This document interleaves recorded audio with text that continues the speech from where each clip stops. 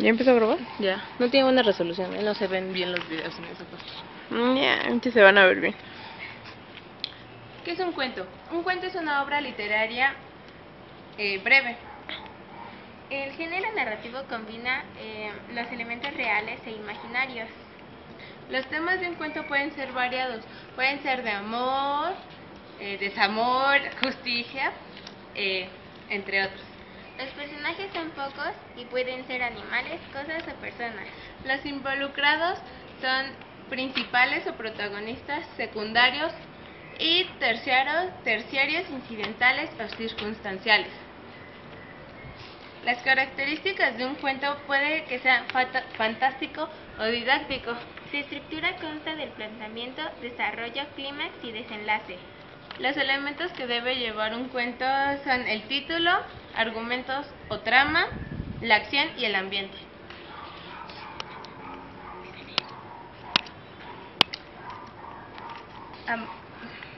Amargura para tres sonámbulos, Gabriel García Márquez. Ahora la teníamos allí, abandonada en un rincón de la casa.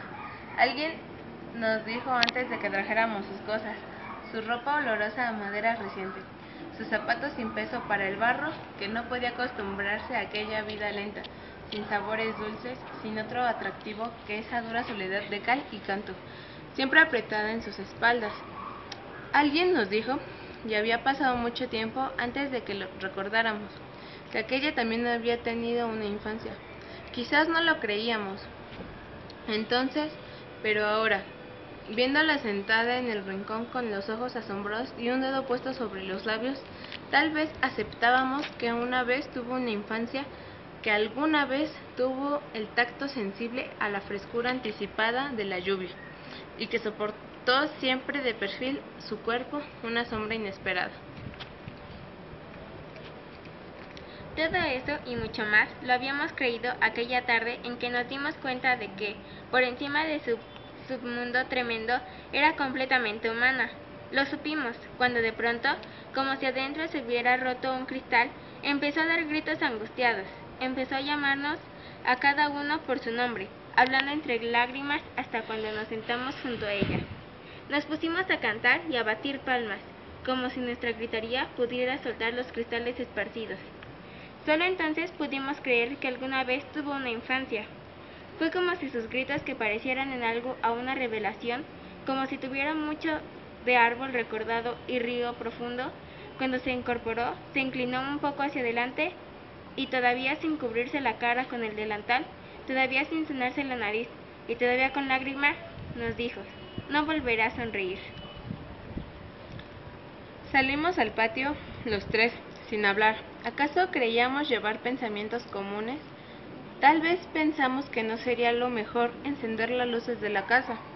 Ella deseaba estar sola, quizás, sentada en el rincón sombrío, tejiéndose la trenza final, que parecía ser lo único que sobreviviría de su tránsito hacia la bestia.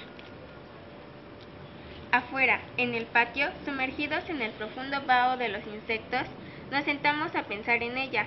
Lo habíamos hecho otras veces. Podíamos haber dicho que estábamos haciendo lo que habíamos hecho todos los días de nuestras vidas.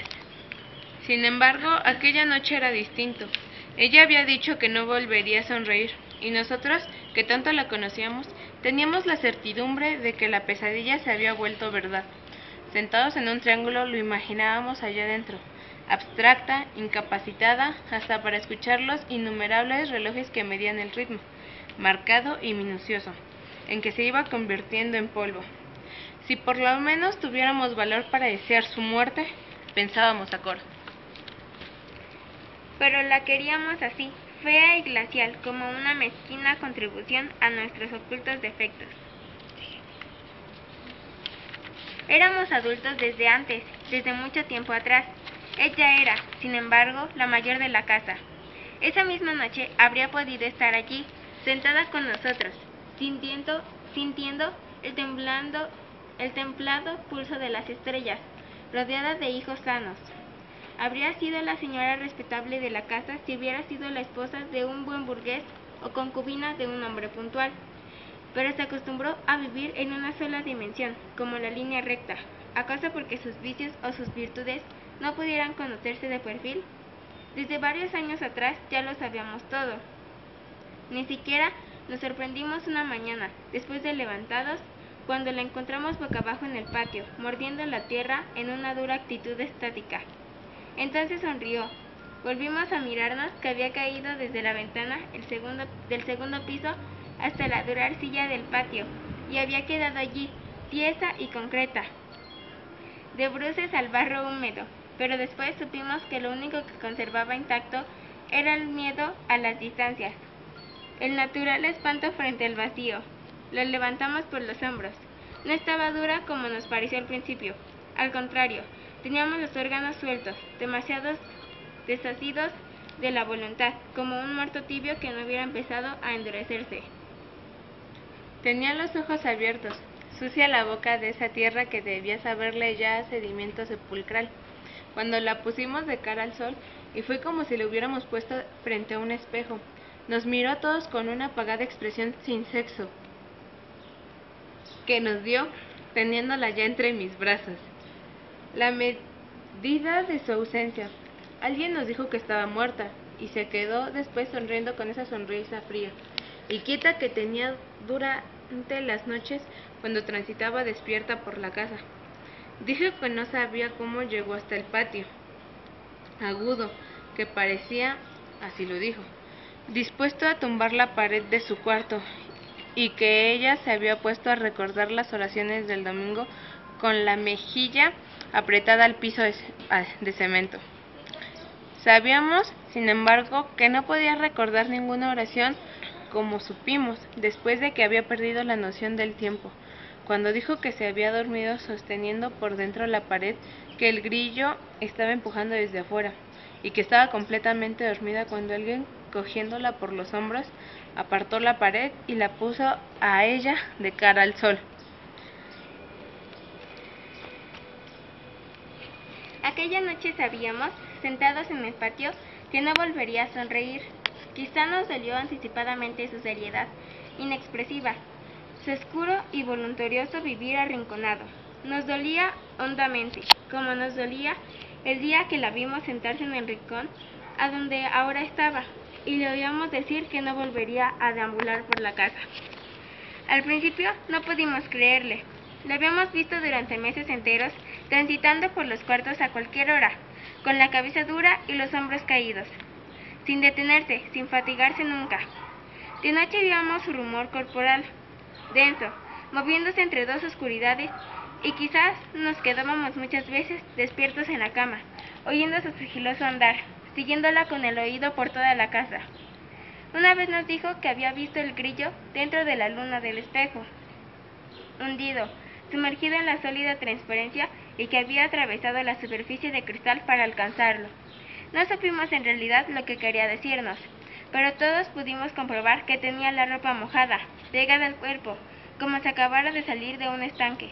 Sin pretender explicarnos el fenómeno, resolvimos acabar con los insectos de la casa, destruir los objetos de que la obsesionaban. Hicimos limpiar las paredes, ordenamos cortar los arbustos del patio, y fue como si hubiéramos limpiado de pequeñas basuras el silencio de la noche.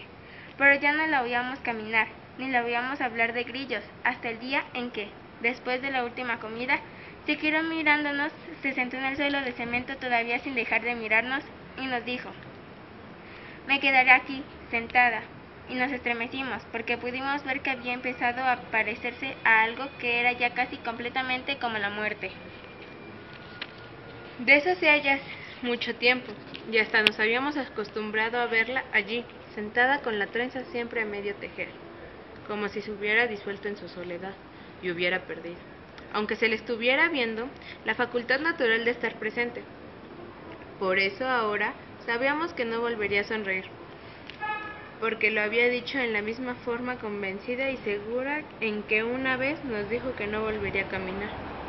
Era como si tuviéramos la certidumbre de que más tarde nos diría: «No volveré a ver», o quizá «No volveré a oír», y supiéramos que era lo suficientemente humana para ir eliminando a voluntad sus funciones vitales, y que espontáneamente se iría acabando sentido ha sentido hasta el día en que la encontráramos recostada en la pared, como si se hubiera dormido por primera vez en su vida.